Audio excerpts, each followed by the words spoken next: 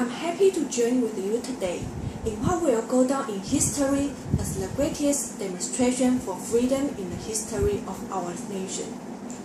5 years ago, a great American in whose symbolic shadow we stand today signed the Emancipation Proclamation.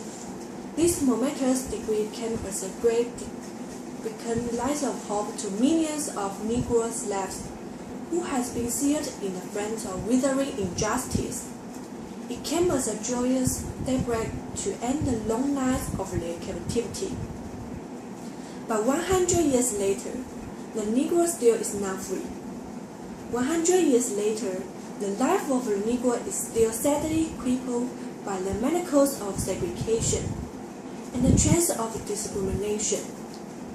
100 years later, the Negro lives on a lonely island of poverty in the midst of a vast ocean of material prosperity. 100 years later, the Negro is still languished in the corners of American society and finds himself an exile in his own land. And we have come here today to dramatize a shameful condition. In a sense, we have come to our nation's capital to cash a check. When the architects of our republic wrote the magnificent words of the Constitution and the Declaration of Independence, they were saying a promissory note to which every American was to fall in. This note will promise that all men, yes, black men as well as white men, would be guaranteed the unalienable rights of life, liberty, and the pursuit of happiness. It appears today that America has devoted on his promissory note insofar as her citizens of color are concerned, instead of her honoring this sacred obligation. America has been the Negro people a bad check, a check which has come back among insufficient funds. But we refuse to believe that the Bank of Justice is bankrupt. We refuse to believe that there are insufficient funds in the great vaults of opportunity of this nation. And so, we have come to cash this check, a check that will give us upon demand the riches of freedom and the security of justice. We have also come to this hallowed spot to remind Americans of this urgency of now. This is no time to engage in the luxury cooling off or to take the tranquilizing drug of gradualism.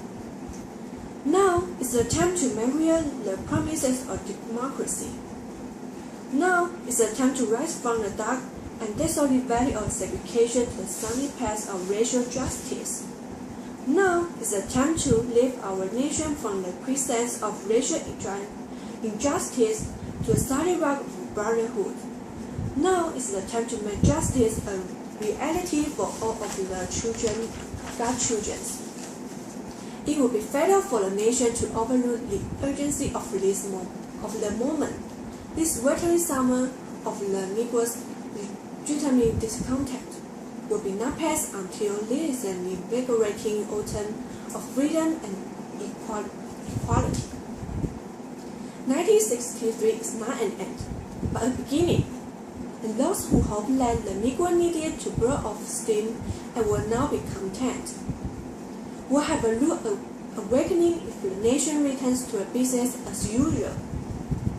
And there will be neither rest or tranquility in America until the Negro is granted his citizenship rights. The hurricane of revolt will continue to shake the foundations of our nation until the bright days of justice emerges. But this is something that I must to say, my friend, my people, who stand on the wrong threshold which leads into the path of justice. In the process of gaining our rightful place, we must not be guilty of wrongful deed. Let us not seek to satisfy our thirst to freedom by drinking from the cup of bitterness and hatred. We must forever conduct our struggle on the high plane of dignity and discipline. We must not allow our creative protest to degenerate into physical violence. Again and again, we must rise to the majestic heights of meeting physical force with soul force. The marvelous new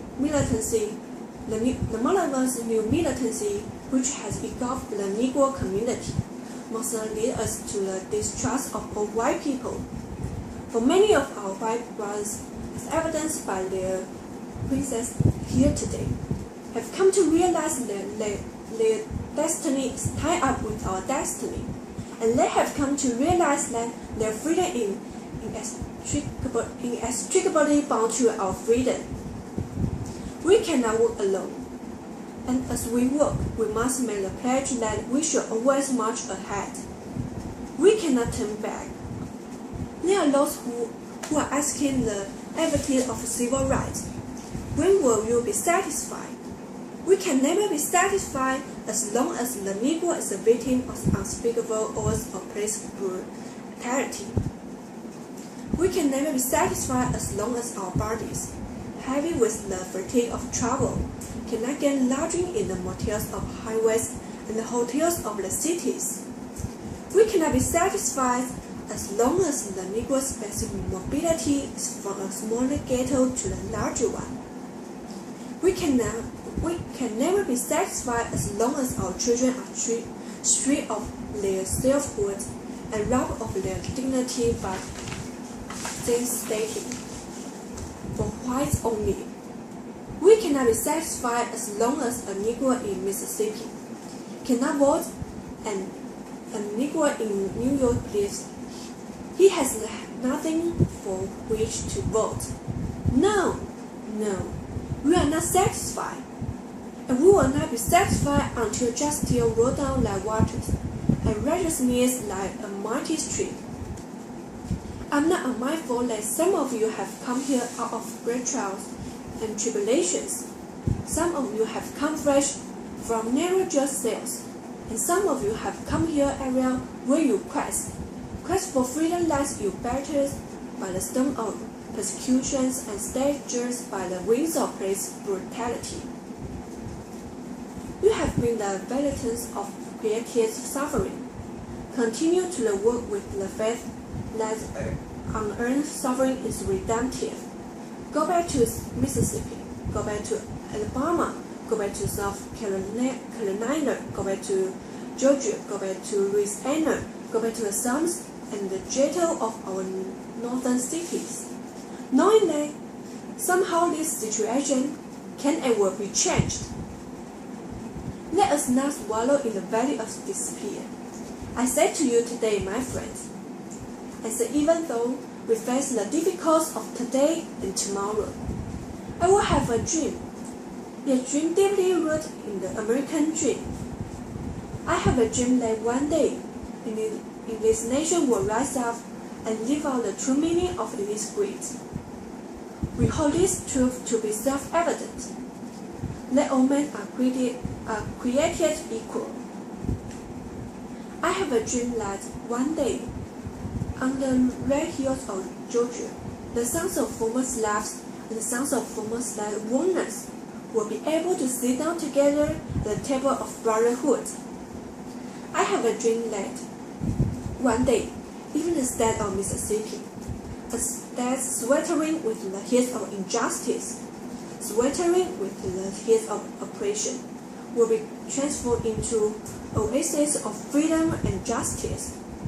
I have a dream that my 4 little children will one day live in a nation where they will not be judged by the color of their skin, but by the content of their character. I have a dream today. I have a dream that one day, down in Alabama with its visual races, with the governor having his lips dripping with the words of interpretation and nullification. One day, right there in Alabama, little black boys and black girls will be able to join hands with little white boys and white girls as sisters and brothers. I have a dream today. I have a dream that one day, every valley shall be exhausted, and every hill and mountain shall be made low, and the rough place will be made plains. and the look place will be made straight, and the glory of the Lord shall be revealed, and all flesh shall be seen it together. This is our hope, and this is the faith that I go back to South with. With this faith, we will be able to hew out of the mountains of despair a stone of hope. With this faith, we will be able to transform the judge's discourse of our nation into a beautiful symphonies of brotherhood. With this faith, we will be able to work together, to pray together, to struggle together, to go to church together, to stand up for freedom together, knowing that we will be free one day. And this will be the day. This will be the day when all of God's children will be able to sing with new meaning. My country tastes of thee, sweet land of liberty, of thee I sing. Let where my brother died, land of the pilgrim's pride. From every mountainside, let freedom ring. And if America is to be a great nation, this might become true. And so let freedom ring from the prodigious hilltops of New Hampshire. Let freedom ring from the mighty mountains of New York. Let freedom ring from the heightened Alleghenies of Pennsylvania.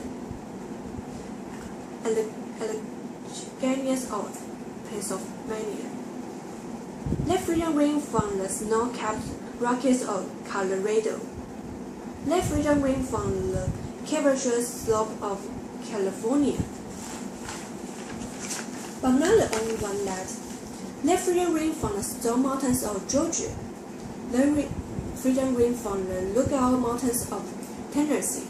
Let freedom ring from every hill and molehill of Mississippi. From every mountainside, let freedom ring. And when this happens, when we allow freedom ring, when we let it ring from every village and every hamlet, from every state and every city, we will be able to speak of that day when all of God's children, black men and white men, Jews and Gentiles, Protestants and Catholics, will be able to join hands and sing in the words of the old Negro spiritual. Free at last, free at last. Thank God's amazing